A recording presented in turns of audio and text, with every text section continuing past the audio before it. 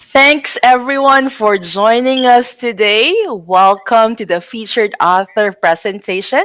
This is part of the second season of the ever successful Festival of Storytellers.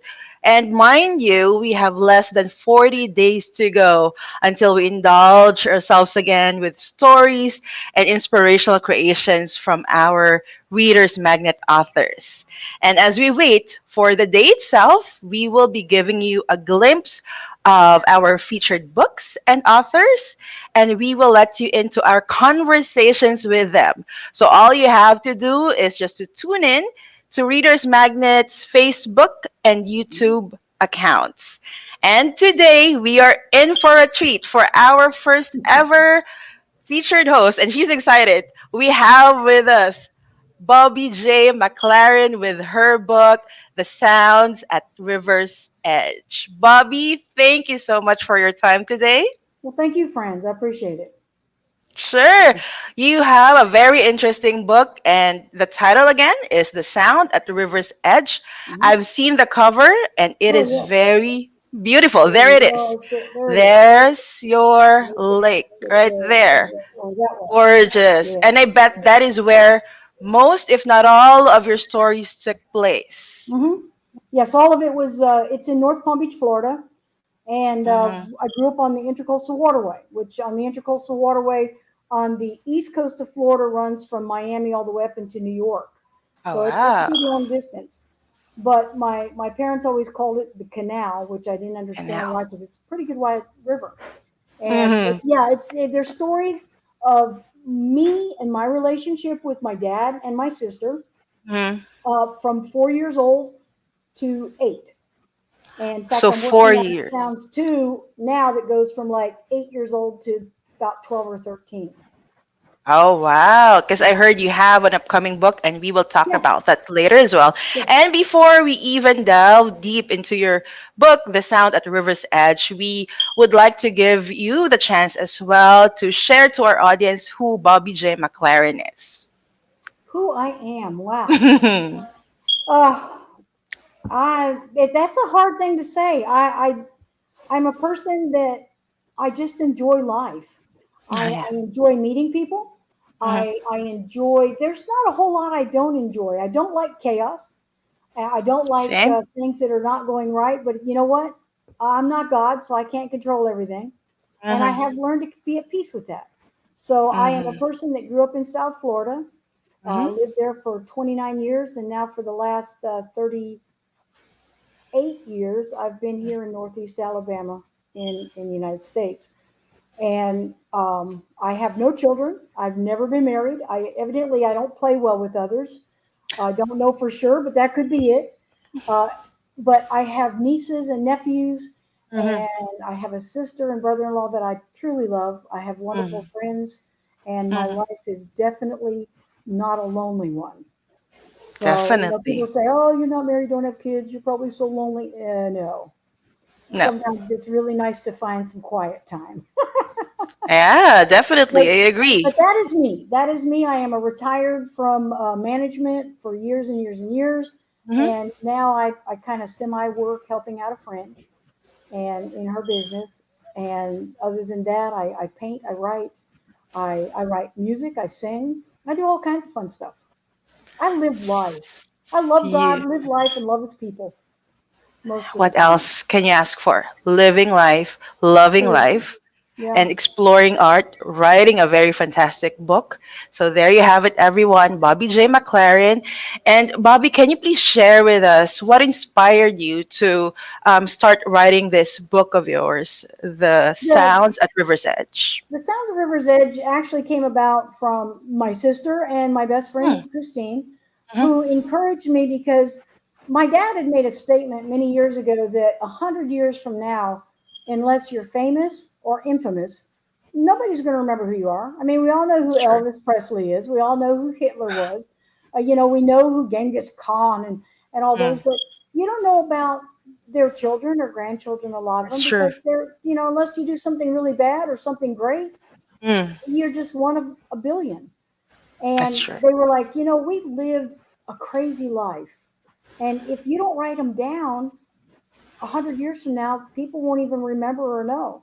So you write the stories, and I would write each story. Each one of the chapters in the book is an individual story.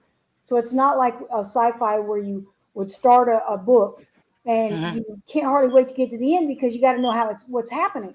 This one, every chapter is an individual story, and so Mhm. when I wrote the very first one, I was just a little over 4 years old. We had just moved into the new house my dad had built, and I had been every Saturday. I got up really, really early, and I'd watch Saturday cartoons. I was the only one Mm. in the house, and I would drag my little quilt in there, and I'd settle down in front of our black and white TV, and I would watch Bugs Bunny and I would watch Roadrunner and all those. And this one particular episode, Buzz was running from Elmer Fudd, and he came to a cliff, and miraculously he suddenly had an umbrella, stepped off of the cliff, and he floated down. Okay, and And don't I tell me. decided that I needed to do that. Okay. So at a little over 4 years old, I went in, got my mom's brand new umbrella, and I went outside and I shimmied up a tree, a big old live oak tree, until I got up on top of our garage. And I looked to make sure nobody was still up because I thought, man, I'm gonna get in trouble for having mama's umbrella. You bet. And so I got situated and I stepped off the garage. And after that, it was I in the book I even say I don't know how the umbrella got under me, but it did, and it was all broken. I thank God was not. But I remember my Mm. dad picking me up out of the hedge, and after he made sure I was okay, he was laughing, and it was all the difference in the world. And it's things like that. We lived on the river. I used to collect crabs and hide in my sister's bed. She's still terrified of crabs. We can't even go to a seafood restaurant and eat crab legs because Oh. she's like, okay, if you're on the opposite side, it's okay, but don't sit next to me. So, anyways, but it's just a lot of crazy stuff. Filling up the car with water, thinking we were doing gasoline. We didn't have Mhm. daddy, so we got the water hose and filled the car up with water. Oh And no, you did not. my dad took everything in such stride. He was like, he'd come home and we'd be like, "Daddy, guess what we did?" And Mhm. he's like, "Really?" So he got up underneath and drained it all out of the tank. And A very patient man at that. I we figured that my dad must have been a real little hellion when he was a kid because he Mm. was the most patient man with us and all the Mhm. crazy stuff we would do. I mean, I Mhm. remember beating on my arm until it would turn red and running and tell my mom my sister hit me, you know, Oh. because she was 4 years older than me, still is, she's still alive.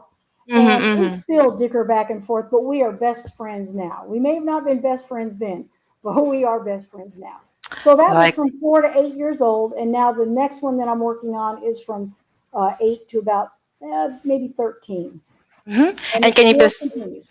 Hmm? Yeah. And can you please tell us the title of that book? The Well, stories. the next Mhm. one on this one for the Sounds of River's Edge will be more sounds at the River's Edge. But now I've got the other one that's coming out, which is the children's book that Mm. Reader's Magnet is publishing for me. Mm. Yeah, it's a Something children's to book. look forward to. And what's the Yes, title I'm of the children's excited. book? It's called the first annual Duck Springs Whistling Contest. Okay. And The it's all about a first. little boy that's 6 years old and he wants to win. The most important thing is a silver policeman's whistle. And each Those. one from three different age groups will win one of those silver whistles. And he didn't Mhm. care about winning the grand prize, which was, $50. He Mhm. wanted that whistle. And lo and behold, he just something happens. He gets a tooth knocked out right before the whistling contest, and the whole story is it's all about him and leading up to it, and then what happens afterwards. So it Mhm. was fun. It was fun to do it, and it was fun to see the thing come to life. And we cannot wait until that book gets published and we get our Yeah. hands to it. And hopefully before the year ends, right, Bobby? Yes. Or during Yes. Thanksgiving? Absolutely. That's what they Mm-hmm. told me that it would possibly be Hmm. around Thanksgiving time, which would be Mm-hmm. great because then I can have it for people at Christmas. I've already got names and phone numbers of people who have committed to, wanting to buy that. So that's great. Ah, that's so great. And that's Yes. something that we have to look forward to as well. Mhm. And let's go back though to your book, The Sounds at the River's Edge.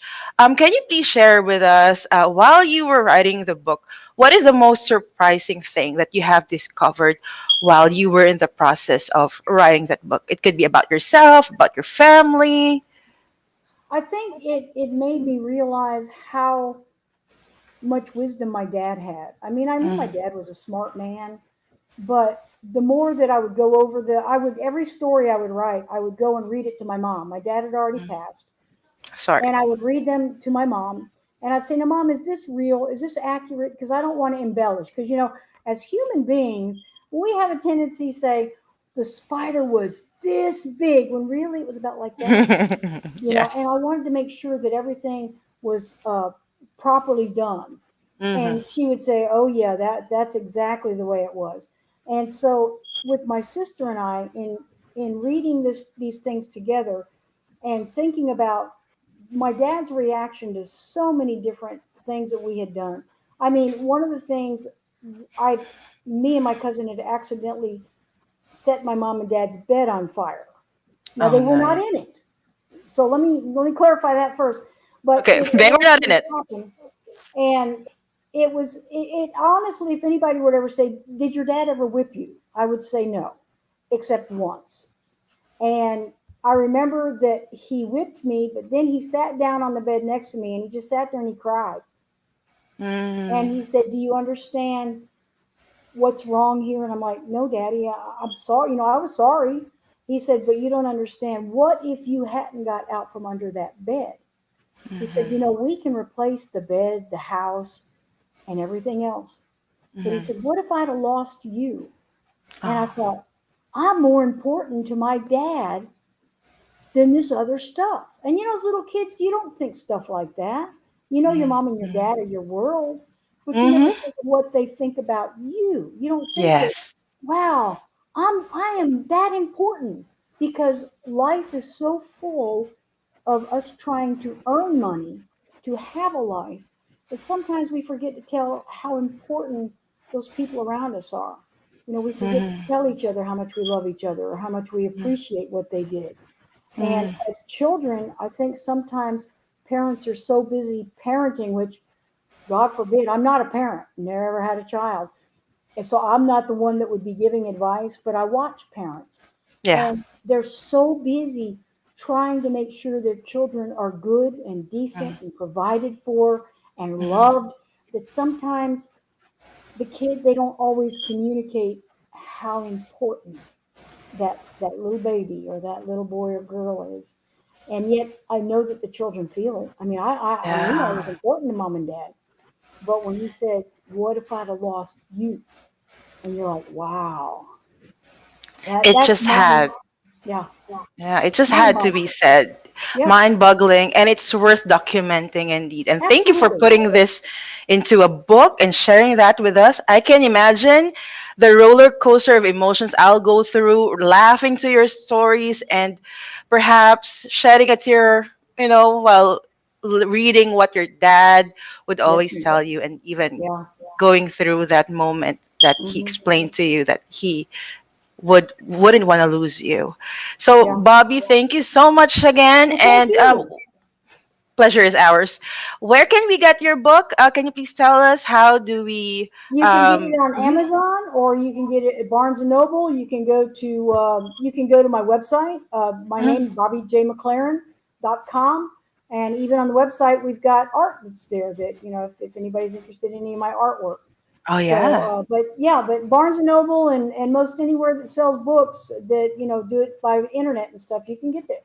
Or you can Okay. always write to me and I'll send you one. Oh, I'd love to. I will Yeah, definitely do that from now on. So good there deal. you go. There you go, everyone. Bobby J. McClaren with her book, The Sounds at River's Edge. You can get it from Amazon, Barnes and Nobles, and Bobby J's website, bobbyjmcclaren.com. Yes, Thank you ma'am. so much again. And Thank you, Fran. that you're welcome. And that is what we have to look forward to come the Festival of Storytellers, everyone. Thank you for your time today as well, for tuning in. And I hope that you are now looking forward to more of our interactions like this with our authors. And you take care, everyone, and you have a lovely day ahead. Yes. Goodbye. Thank Goodbye. you, Bobby.